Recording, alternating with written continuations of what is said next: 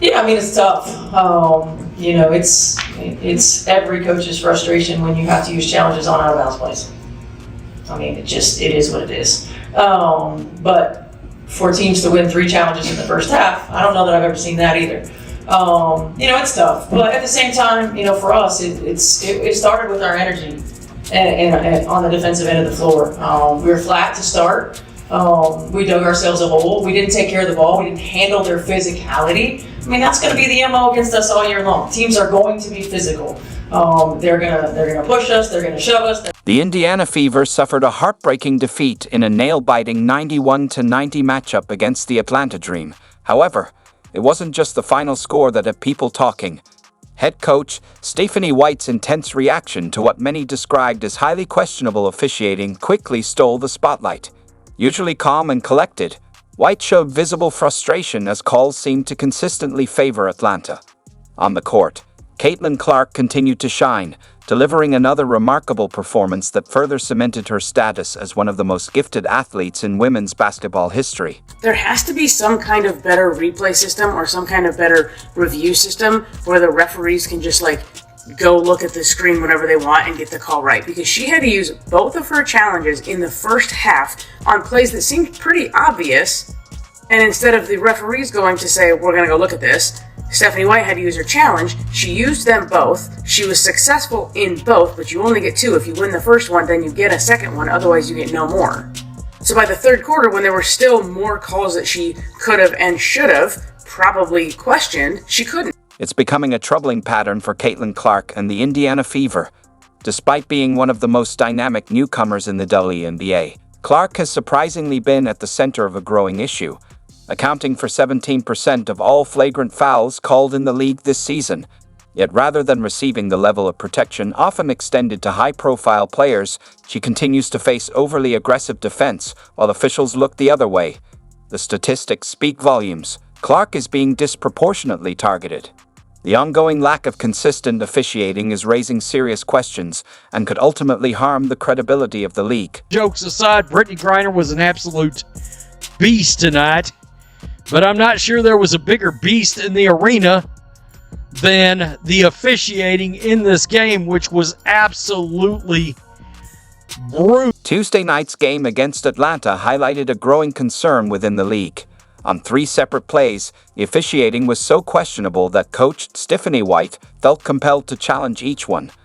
This isn't just about occasional mistakes, it's a troubling reflection on the current state of officiating in the WNBA. When a coach is forced to use every available challenge to address calls that should be clear-cut, it points to a systemic issue. There's a deeper problem at play in how these games are being managed on the court. I will stand by this. This is the worst referee game I've ever watched. And there were some horrendous calls both ways.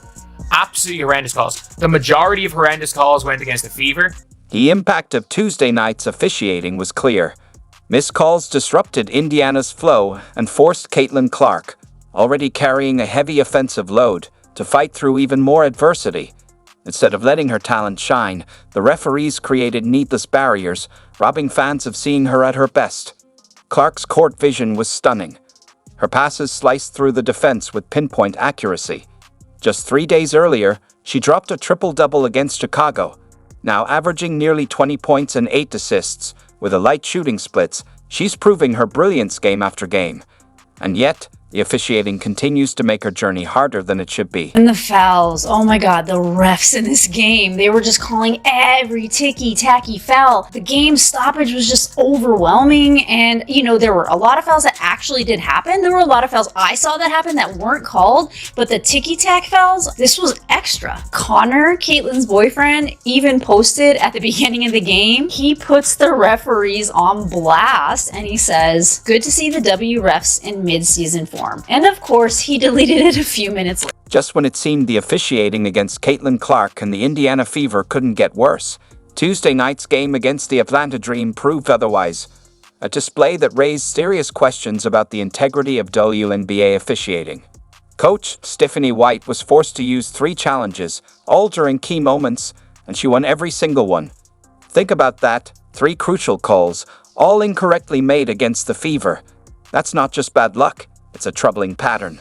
The first came in the second quarter, when Clark was called for a foul while contesting a shot with no contact. Replay showed it clearly: clean defense, no foul. White challenged, call overturned. In the third, Alia Boston was hit with a blocking foul despite being set well before contact. Again, textbook defense. Again, challenge successful. That's 2 overturned calls, both clear errors, and the game still had more to come. I'm not a conspiracy theorist, but I just felt like they were trying to punish the Fever for the other night. The referees were horrible tonight. Really poor officiating. The most shocking moment came with under 4 minutes to play and the Fever trailing by 2. Caitlin Clark drove to the rim and was nearly leveled by a Dream defender, a foul that would be called flagrant in any fair game. But in a stunning twist, officials called an offensive foul on Clark. The arena erupted.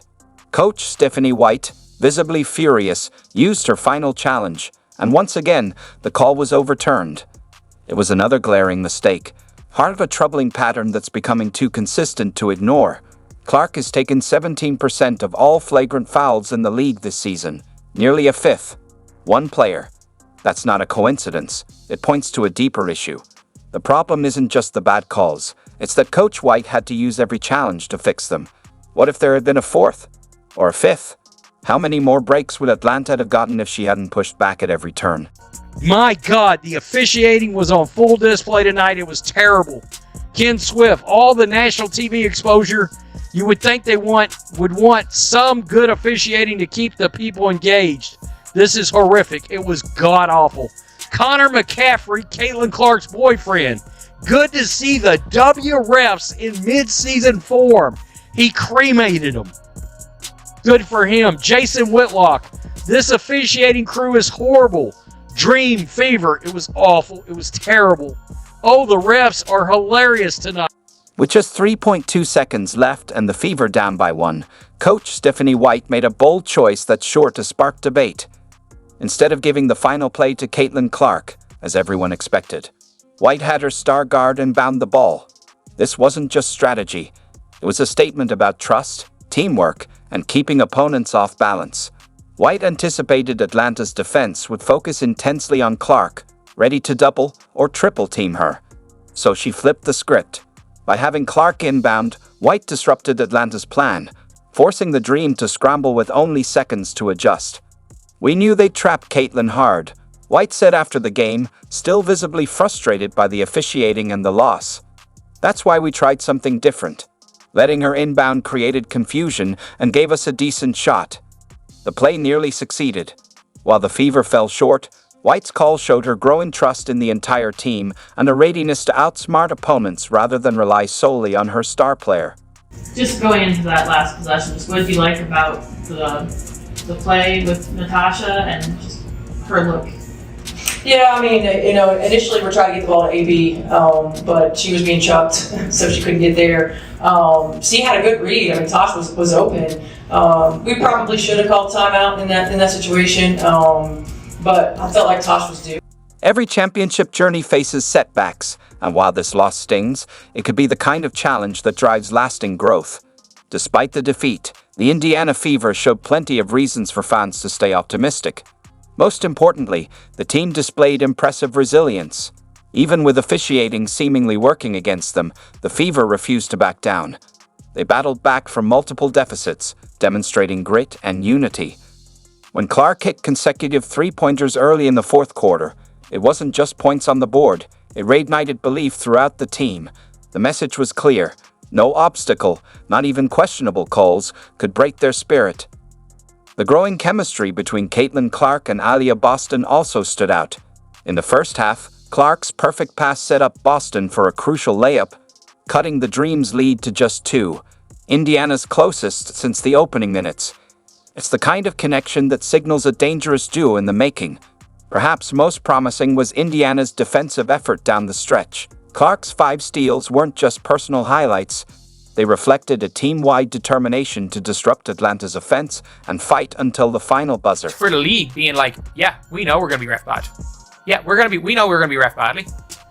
We are, and also now, for the players, we can't expect calls. If you go to your players, we can't expect calls. we can't expect the refs to give anything. And I gotta say, this is a much better response than something the Christie sides would do. And again, look, I don't know if the Fever have any intricate offenses or anything under Stephanie White. But one thing you know is that as a game manipulator, for lack of a better word, Stephanie White is better. Like, let's be real. It's one of the craziest stats I've seen yet, and I feel like we say this all the time. Like, wow, this is one of the craziest Caitlin Clark-related stats that I've seen. Evergreen.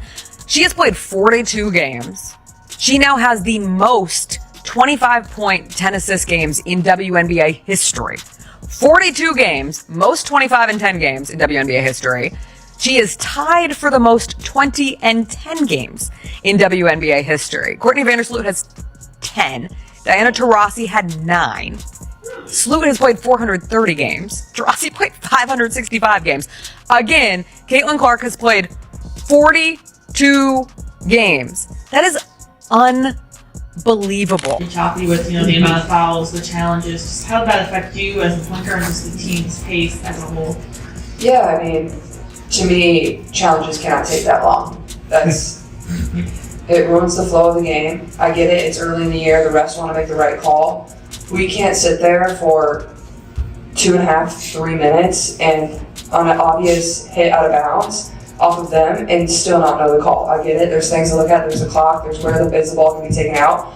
But that's not the only reason the flow of the game was ruined, but like we're just standing there, we're waiting and we're waiting and we're waiting. Start with some positive news. So Caitlin Clark last night went off for 27 points and 11 assists. And in her sophomore season, Clark now has the most 25-point 10 assist games in WNBA history. She has only played in 42 games in her entire WNBA career, and she already has the record for the